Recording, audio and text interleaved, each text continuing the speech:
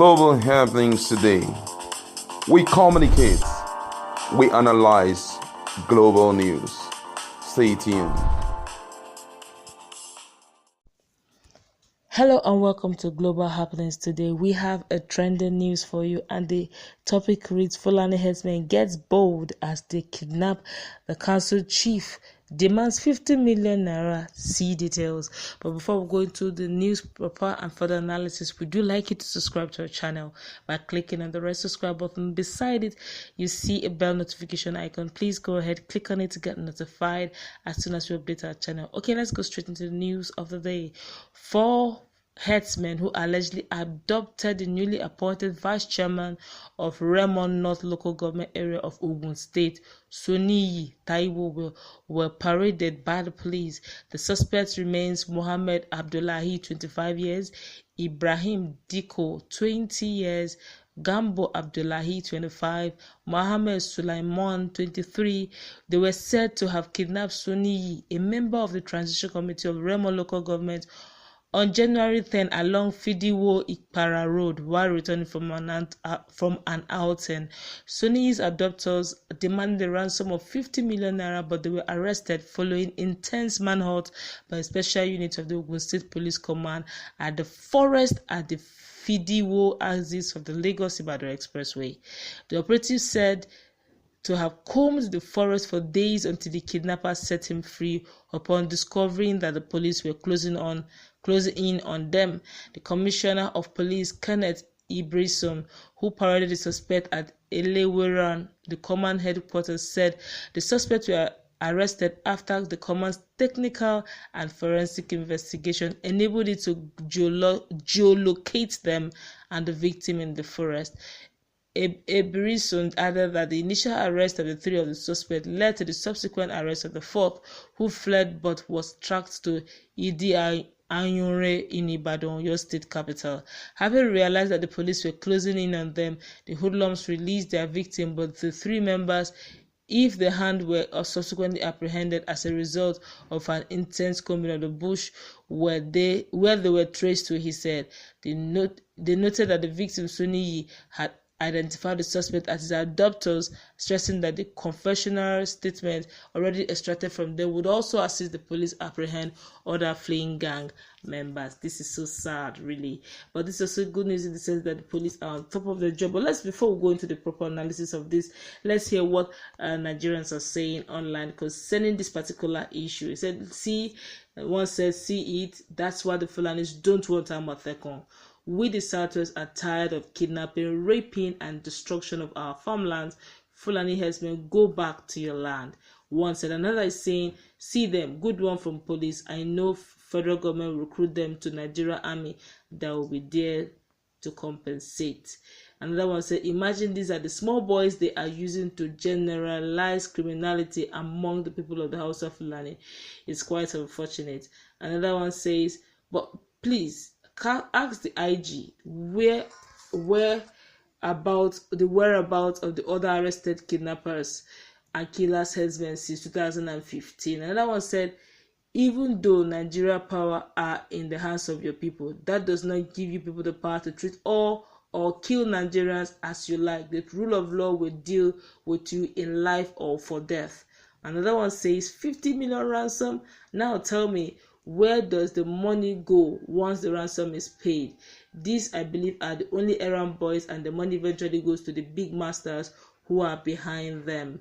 Another one says the government of Buhari in Abuja is not ready to protect the people and doesn't want the people to protect themselves. If care is not taken, the police will soon release them when others will come from Abuja, from the people in the power that sent them. Buhari's APC government is a joke and has hidden agenda. Nigeria must come together and get rid of this monster. After arrest, what next? That's the end of the matter. Another person said, do you know why the former Inspector General of Police made the citizens open to attacks by collecting small arms, which villagers use in protecting themselves? Now you are vulnerable to attacks. Good game plan. Another person says, all hail Amotekun. Another one says, they have destroyed the northeast, the middle belt, and they are getting closer than you ever thought. God has said before, it's too late. So many reactions, but I'll take one last one so that we'll go into the news proper.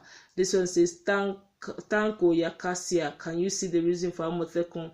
If not Amotekun, police can't succeed. Kudos to Amotekun, kudos to Southwest, kudos to their governors of Southwest, kudos to everyone who are in support of Amotekun, whether Southeast or South, etc. This one says Buhari or Tinubu are APC factor.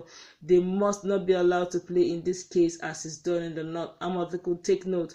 Southwest must ensure these ones are dealt with according to the rule of law if they are found guilty. But we're going to stop there. Let's go into the analysis proper. So many reactions, honestly, so many reactions.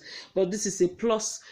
Kudos to the police for this. Honestly, this is a good run from the right direction from the police. But let's analyze this. They said something about getting information, geolocation, and all whatnot, and the fact that they also had intelligence reports. This could be one of the good reasons why Amotekun needs to remain. You can imagine how small these guys are. Barely the oldest of them is not even up to 30, under 30.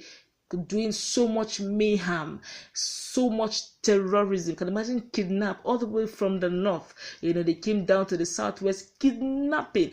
When they say this, Miyetti gets angry that why are they calling them and they are law abiding. I am not saying that they are not law abiding. I'm only saying that if you can't decipher, if you cannot differentiate between the good eggs from the bad eggs in Miyetti in cattle Fulani Herdsmen, then they all should cease. They shouldn't be found roaming freely in southwest or any other region in Nigeria for that matter. They should remain in the north where they are conversant and used to. They should stop the open grazing, because in open grazing they find their way around in the environment. They get to understudy the terrain of the environment, and they can't strike anytime they choose to, being that their people have gotten used to them moving up and down, and they're observing the environment without your knowledge. But if it's a case of ranching and they do it in the north, why would they? If you move around, you can easily ask where you going to. That's not your route and all that. You become security conscious in your own state. You see what we are saying? If you say Miyetti will get angry that we're being ethnic, they're being marginalized, they're calling them badness. But these are proofs and facts.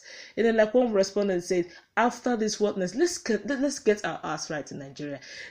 One reasons why crimes, banditry, kidnapping, rape seem to be on the rise in Nigeria is because there are no stringent laws. Even when there are laws, they are not properly executed. If you say anyone who is found kidnapping, found guilty of kidnap, should be killed on the spot. Honestly, the day you want to try that thing called kidnapping, just remember your life is at stake. But if it's a case of, there's no stringent law of death by hanging, immediate death by hanging and all that, you just find out that some people will do it before you know it, another set of persons will call from Abuja, release those boys, and they're released. That reminds me of one of these bandits from the north to Wura, a lot of issues. When he wanted to confess, Army had to come in, to stop him from confessing because of so many things. I don't want to go into that detail. It was a very shady one, honestly, and very pathetic. But this is what is happening in Nigeria. Some of them, these are little boys. You ask these young boys asking for 50 million. How are they going to get the ransom? And if they did get the ransom, where are they going to put it? You just find out that they are not established on their own. There are bigger boys behind the pictures, and that's why, like one of the respondents rightly said, Amotekun really is a blessing.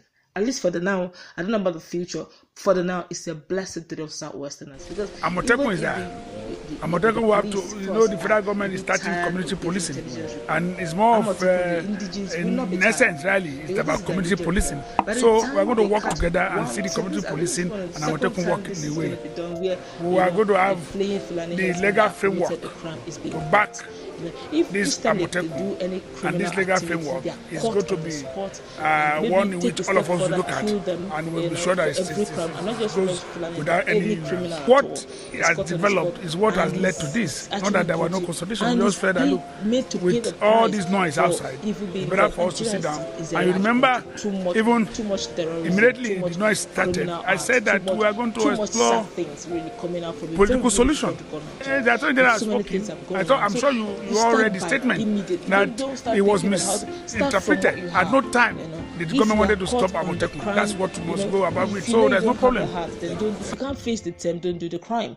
So if he knows he can't go by dead by hanging, then you shouldn't go thinking that you want to do anything called kidnapping or banditry or even raping for that matter. So I feel not just catching them, you don't just they've been arrested. Do go beyond the arresting. Maybe execute them. By the time you execute 1, 2, 3, 4 of them, that's the signal that anyone found, raping, anyone found kidnapping, anyone found doing all of these, high-tech, criminal activities is going to go by death by hanging or shooting on spot. They become more careful. You begin to wonder, by the time your boss sent you to go and arrest that man, you look at yourself, if I'm caught, Amotekun is there. If I'm caught, that means my life is going on the spot. All these things are what we are praying for. I just hope that other regions will take cue, from it.